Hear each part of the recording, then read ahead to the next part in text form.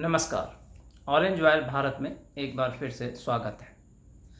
आज हम बात करेंगे ऐसी घटना का जिसने पूरे देश को झकझोर कर रख दिया है। किसी भी संवेदनशील व्यक्ति की आत्मा को अंदर से हिला देने वाली घटना, जिसका वीडियो मणिपुर से आया है। और स्वाभाविक रूप से इसके ऊपर पूरे देश से एक जो प्रतिक्रिया आनी चाहिए थी, एक सभ्य समाज और मानवता के नाते, वो आई है। और मैं भी ऑरेंज वायर की तरफ से भी इस कृत्य का भरपूर भर्त्सना करता हूँ, निंदा करता हूँ, और इसका होना भी चाहिए। जो लोग भी इसमें इन्वॉल्व हैं उसे कठोर से कठोरतम सज़ा मिलनी चाहिए, बल्कि इसको और पहले मिलनी चाहिए थी। ये इतनी देर क्यों हुई इसको वीडियो को आने में, ये भी एक बड़ा प्रश्न है इससे जुड़ा हुआ है।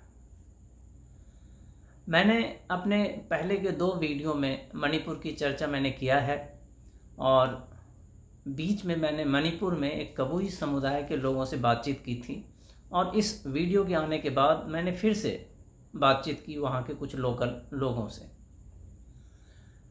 और ये समस्या, जैसा मैंने पहले वीडियो में बताया था, कि कोई नई समस्या वहाँ की नहीं है।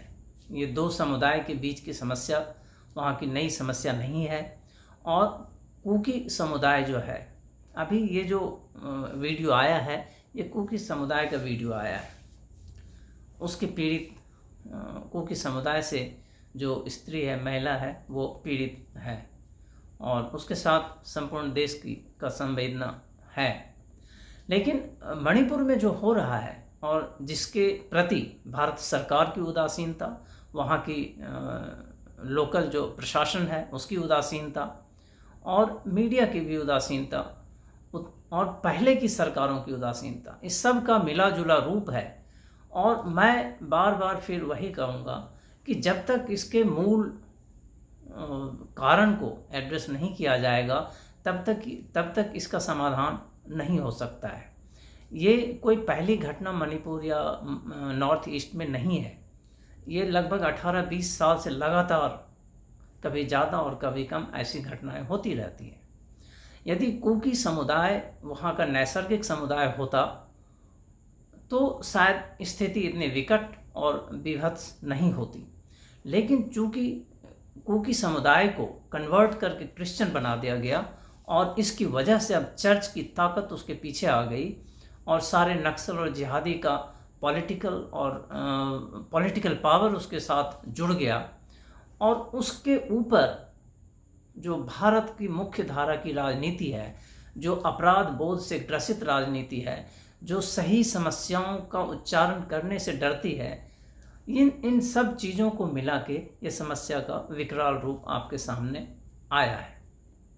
इससे पहले मैतियों पे लगातार हमले होते रहे हैं। मैंने लास्ट वीडियो में बताया था, वहाँ के लोकल लोगों के बातचीत के आधार पे, और एक वीडियो भी उस पर आया था कि 22 मैतेई के महिलाओं के साथ बलात्कार करने के बाद उसे जला दिया गया, फिर उसे गड्ढा खोद के और दबा दिया गया। कहीं उसकी कोई चर्चा नहीं है, ना तो सरकार ने कोई उस पर स्टेटमेंट जारी किया है, और न पुलिस और प्रशासन की तरफ से कोई इन्फॉर्मेशन मीडिया को मिली है और उस पर कोई चर्चा हुई है। इस घटना को बता के मैं इस बीभत्सपूर्ण घटना का कोई जस्टिफिकेशन नहीं देना चाहता हूँ, न देना चाहिए, उसमें कोई नहीं है। लेकिन मेरा ये मीडिया और ये जो पूरा एक कॉकस है, एक कुनबा है, अंतर्राष्ट्रीय स्तर से जुड़ा हुआ जो लोग हैं, जिसे हम नक्सल और जिहादी प्रवृत्ति के लोग कहते हैं, वामपंथी लोग जो हैं, उनका जो ये विस्फोट हुआ है अभी, मैं उसके संदर्भ में ये कहना चाहता हूँ।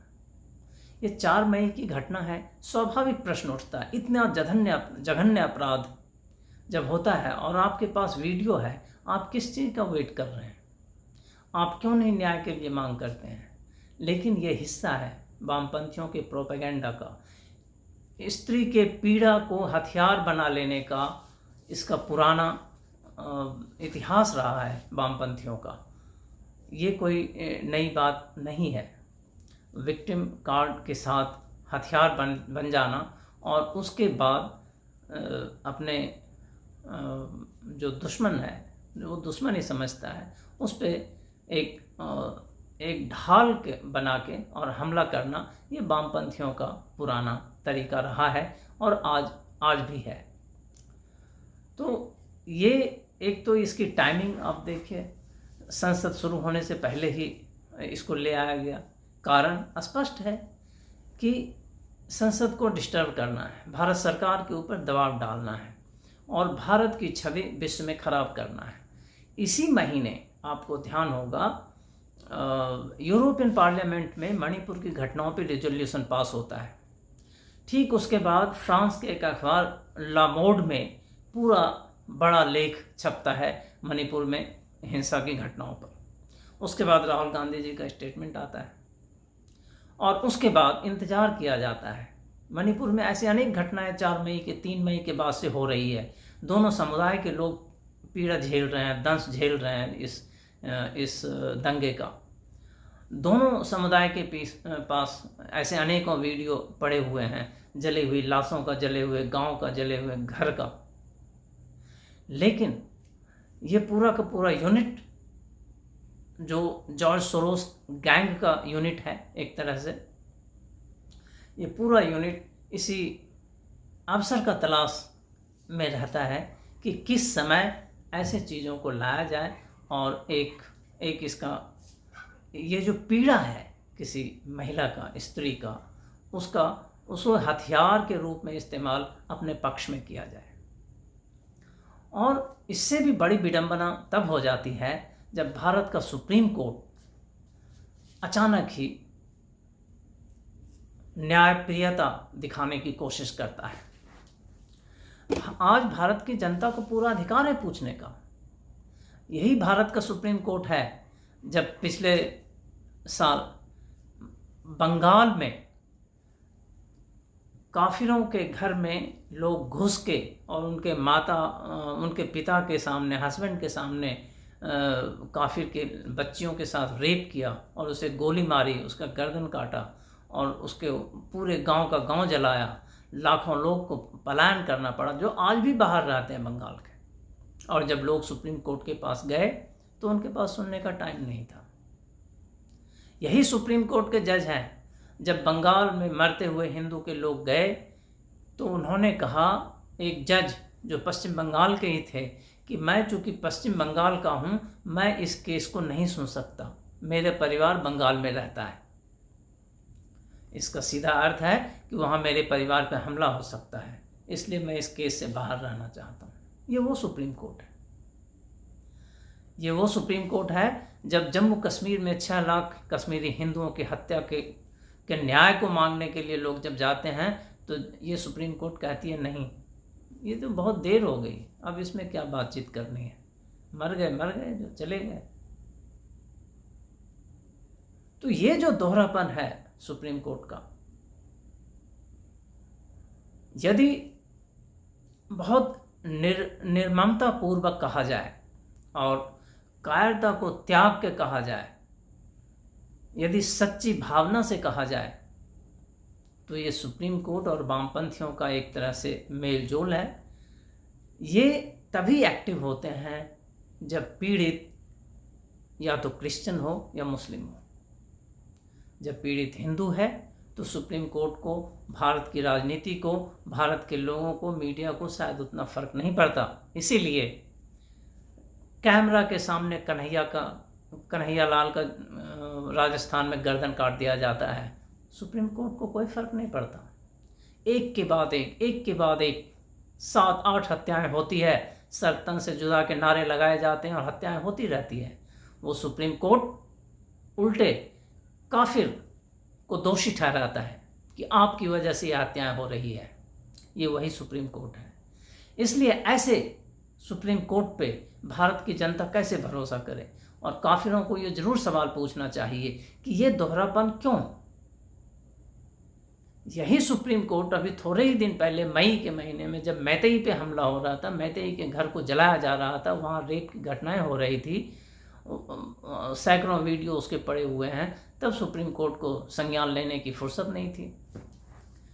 लेकिन तीस्ता सीतलवार जिसे हाईकोर्ट ने सजा दिया है, उसे यदि जमानत देना हो तो सुप्रीम कोर्ट छुट्टी के दिन भी कोर्ट में बेंच का गठन करके और उसे जमानत देती है। ये सुप्रीम कोर्ट का दोहरापन है जो भारत के जनमानस के खिलाफ है और भारत के जो बहुसंख्यक हिंदू हैं उसके खिलाफ है। और आज जो मणिपुर में आग लगी हुई है उसका मूल कारण, फिर से मैं कहूँगा, धर्मांतरण है। यदि उसकी संस्कृति, कुकी की संस्कृति को उससे नहीं छीन लिया जाता तो आज मणिपुर की स्थिति ये बिल्कुल नहीं होती। एक तो उसकी संस्कृति छीन ली गई और इसलिए वो अपने ही भाइयों का, आसपास के रहने वाले लोगों का दुश्मन हो गया वैचारिक रूप से। दूसरा, अनेक तरह के प्रिविलेज और वर्जनाओं के साथ 90% भूमि पे उसका अधिकार हो गया। 10% भूमि पे मैतेई का अधिकार है, जो कि वहाँ का नैसर्गिक नागरिक है। 2000-4000 साल से वहाँ रह रहा है। कुकी समुदाय तो बाहर से आया हुआ समुदाय है मणिपुर में।